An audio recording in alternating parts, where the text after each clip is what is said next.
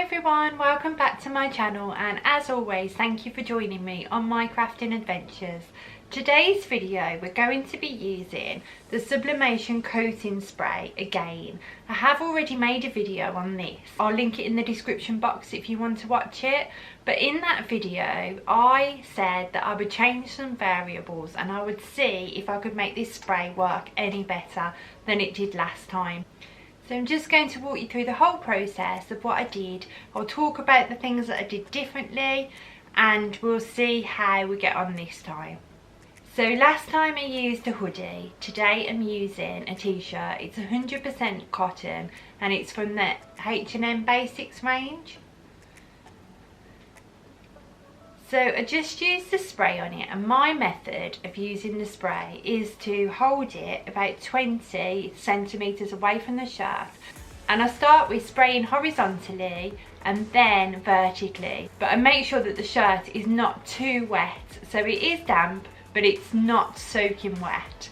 And then with one of the shirts I put it in the airing cupboard overnight to dry, and I actually wrote OV on the label so that I knew which one had been left overnight. And the other one, I sprayed it and I just left it for a few hours, about 4 hours in total. And then I sublimated on both of them. So first of all, let's just take a moment to appreciate how beautifully this came out, how beautifully this printed. There are no pizza wheels on there whatsoever. There's no imperfections. I've chosen this colour because it's really dark and I want to see if it fades at all, and I think with the black colour we'll be able to see quite easily whether it fades or not.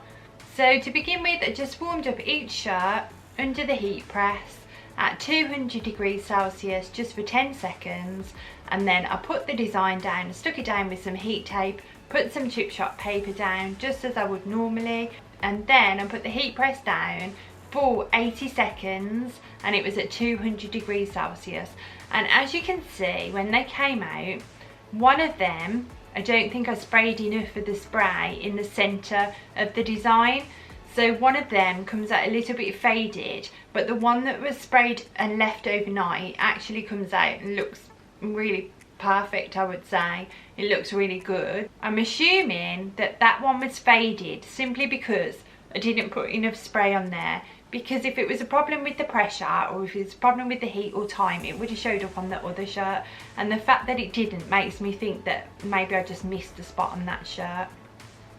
So the next thing I did was wait 48 hours before I washed them, and then I washed one of them in the washing machine at 20 degrees Celsius, which is a really cool wash, and I made sure that the spin wasn't too high. It was only at 800, and I just put a tiny little bit of detergent in there. And then with the other one I just soaked it in a bucket of lukewarm water, and I had a tiny little splash again of the liquid detergent in there.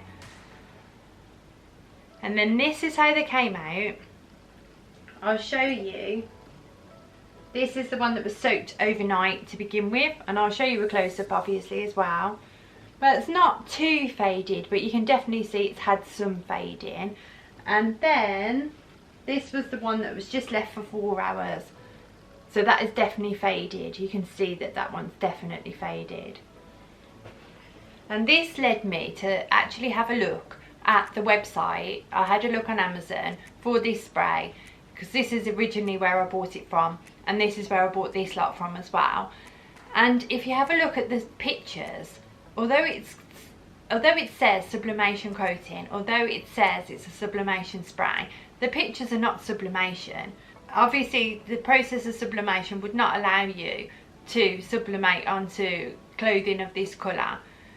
So this is more of a DTC or a DTF rather than sublimation. So that's the first thing. Secondly, the reviews are not great. I've got 3-star reviews, and if you read them there's lots of people saying that it didn't work. But also thinking about it, I mean, it doesn't come with any instructions. Sometimes some people have said that they've got a sublimation coating and it comes in a box and it's got a code to scan, and it will give you the instructions then, but this one didn't have any kind of code to scan on there, so it literally didn't come with any instructions. On the website there's no instructions to tell you exactly how to do it. it's a little bit wishy-washy, isn't it? Because ultimately, yes, it does work, you know, when you put the sublimation onto it. Initially it does work, but then you can just never wash that garment again, because then it will fade. So I can think of instances when you might want to use that. For example, if you wanted an outfit that was just going to last one night, if you were going on a hen night, for example, and you wanted to make some t-shirts, if you were going to a Halloween party and you just wanted a t-shirt to last that night. So I can understand why you would use it. Some people, I presume, can't wear polyester or are highly sensitive to polyester because it isn't the nicest feeling material.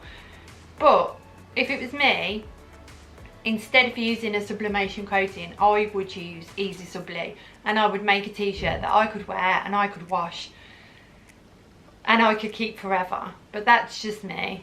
So if you haven't already seen the part 1 of this video, I'll put it on the screen now, and then I'll also put the video where I use Caesar Easy Subli, so that you can see the process behind that as well, because that personally is what I think would be the most beneficial if you wanted to make clothing using 100% cotton material. So it does say on here as well that it works on wood. So next week I'm going to be testing it out on wood and seeing if it actually does work on wood. So make sure you subscribe so you know when I upload that video. And thanks ever so much for watching, everybody, and I'll see you soon. Bye guys.